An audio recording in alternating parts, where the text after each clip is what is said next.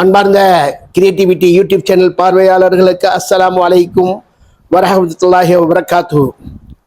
நாம் இப்பொழுது என்ன நெருக்கடியில் இருக்கின்றோம் என்பது எல்லோரும் அறிந்ததே. தேர்தல் நெருங்குவதற்கு 2 மாதங்கள் 3 மாதங்கள் தான் இருக்கின்றது.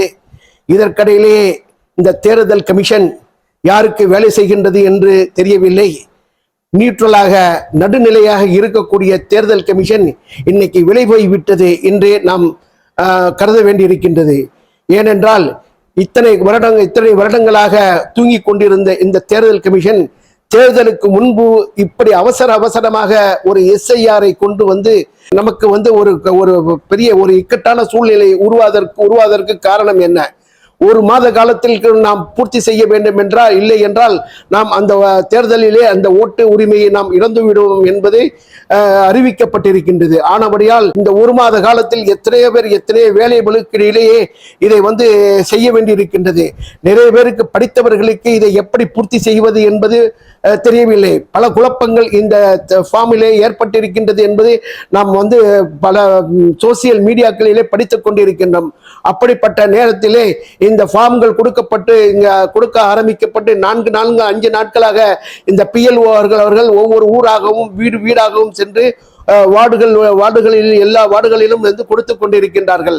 அப்படி கொடுக்கும் போது அவர்களுக்கு யாருக்கு கொடுக்க வேண்டும், அவர்களுக்கு கன்ஃபியூஸ் இருக்கின்றது. என்ன செய்ய வேண்டும், எப்படி இது பூர்த்தி செய்ய வாங்க வேண்டும், அவர்களுக்கே ஒரு கன்ஃபியூஷன் இருக்கின்றது.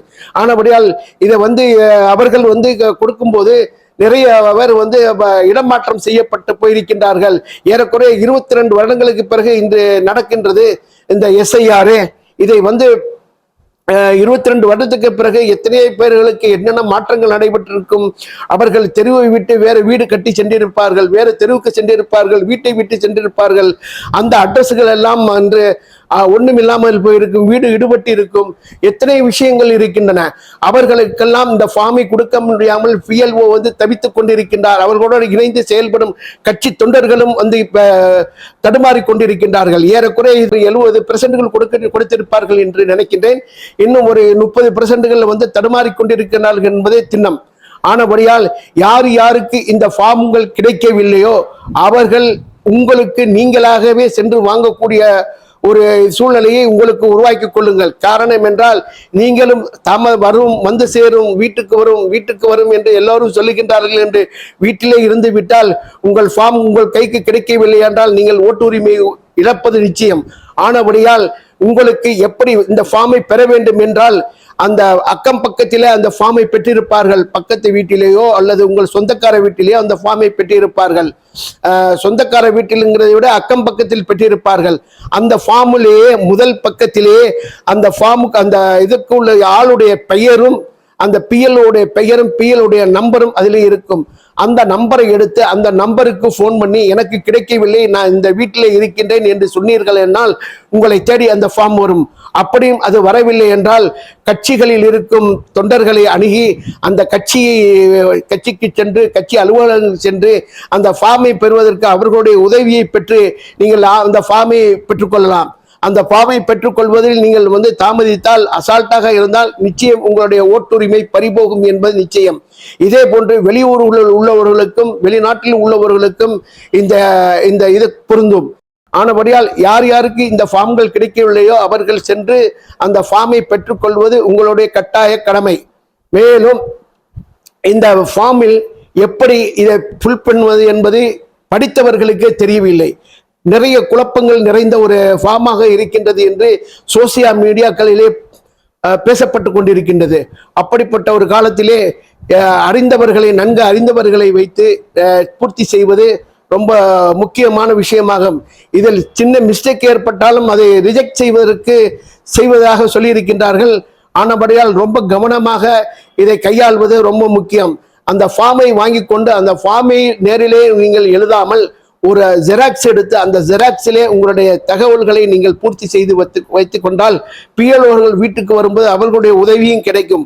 ஆனபடியால் உடனடியாக அந்த காரியங்களில் நீங்கள் ஈடுபட்டு முதலிலே அந்த ஃபார்மை பெற்றுக்கொள்வதற்கான வேலையை செய்யுங்கள். மேலும் இந்த யாருக்கு இது ஓட்டு இல்லையோ அவர்கள் ஓட்டுரிமைக்கான வயது யார் யாருக்கு ஓட்டுரிமை இல்லையோ அவர்களுக்கு ஒரு தனி ஃபார்ம் இருக்கின்றது. அவர்கள் அந்த ஃபார்மை பூர்த்தி செய்து அதுக்கு வைக்கக்கூடிய அவங்க கேட்கக்கூடிய ஆதாரங்களை வைத்து இந்த தடவை நீங்கள் அதையும் சப்மிட் செய்யலாம். மேலும் கரெக்ஷன்கள் இருக்கிறது. ஃபோன் நம்பர் நிறைய பேருக்கு ஃபோன் நம்பர் இருக்காது. அந்த ஃபோன் நம்பரை இணைப்பதற்கு ஃபார்ம் 8 என்று ஃபார்ம் 8 அட்ரஸை சேஞ்ச் பண்ணுவதற்கும் ஃபோன் நம்பரை எழுதுவதற்கும் மற்ற கரெக்ஷனுக்கு ஃபார்ம் 8 இருக்குது. அந்த ஃபார்ம் 8ஐ பெற்றுக்கொண்டு அந்த ஃபார்ம் 8லே உங்களுடைய கரெக்ஷனை செய்து நீங்களும் சப்மிட் செய்து இந்த தடவை உங்களுடைய ஓட்டுரிமையை நீங்கள் நிலைநாட்டிக் கொள்ளுங்கள் என்பது என்னுடைய வேண்டுகோள். ஆனபடியால் இந்த மாதிரி தகவல்களை தெரிந்து கொள்வதற்கு இந்த கிரியேட்டிவிட்டி யூடியூப் சேனலை சப்ஸ்கிரைப் செய்து வைத்துக் கொள்ளுங்கள். லைக் பண்ணுங்க, ஷேர் பண்ணுங்க, உங்கள் உறவினர்களுக்கும் எல்லோருக்கும் அனுப்பிவிடுங்கள். அஸ்ஸலாமு அலைக்கும். எஸ்ஏஆருக்காக வழங்கப்படுகிற கணக்கீட்டு படிவத்திலேயே எத்தனை பிரச்சனைகள் குழப்பங்கள் இருக்குன்னு உங்களோட பகிர்ந்துக்க நினைக்கிறேன். இதோ எனக்கு கூட இந்த எனுமரேஷன் ஃபாரம் கொடுத்துருக்குறாங்க. உங்களில் சில கையிலையும் இந்த ஃபாரம் என்னால் வந்து சேர்ந்துருக்கும். இதில் முதல்ல நம்முடைய விவரங்களை கேட்குறாங்க. அதுக்கு அடுத்தபடியாக முந்தைய வாக்காளர் திருத்தப்பட்டியலில் உள்ள வாக்காளருடைய உறவினரின் பெயர் கேட்கப்பட்டிருக்கு. உறவினர்னா யாரு? அப்பாவா, அம்மாவா, அண்ணனா, தங்கையா, கணவனா, மனைவியா, பசங்களா, யாரு? எல்லாரும் தானே வாக்காளர் பட்டியல் இருப்பாங்க.